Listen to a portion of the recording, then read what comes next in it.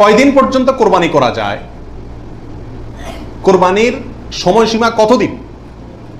এর উত্তর হলো, এক্ষেত্রে ওলামা একরামের দুটি মত আছে। অনেক ওলামা একরামের মতে কোরবানি করা যায় ঈদের দিন, জিলহজের 10 তারিখ, আর 11 এবং 12 এই 3 দিন। এটা ইমাম আবু হানিফা রাহিমাহুল্লাহর মত। এর বিপরীতে অনেক ওলামা একরামের মত হলো কোরবানি এটা 4 দিন পর্যন্ত করা যায়।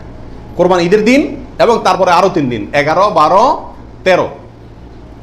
যুক্তি হলো যে আইয়ামে তাশরিক, এক হাদিসে আসছে একেবারে সুস্পষ্টভাবেই যে আইয়ামে তাশরিক এই দিনগুলা সবগুলাই হলো জবাই করার দিন, অর্থাৎ কোরবানি করার দিন।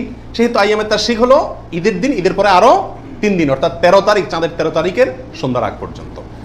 এ হলো কোরবানির দিন। তবে কোরবানি প্রথম দিন ঈদের নামাজের পরপরই করা বেশি উত্তম, এতে কোনো সন্দেহ বা ইখতিলাফ কারোর নাই। এবারে সারা দুনিয়ার উলামা ইকরাম একমত। কারণ নবী আলাইহিস সালাম ঈদের দিন, ঈদের নামাজের পরপরই সাধারণত কি করতেন?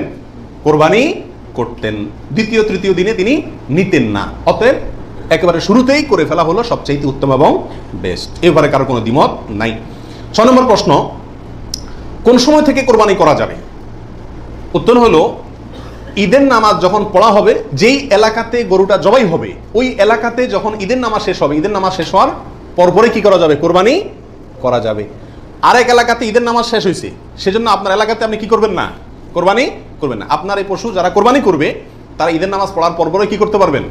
কোরবানি করতে পারবেন।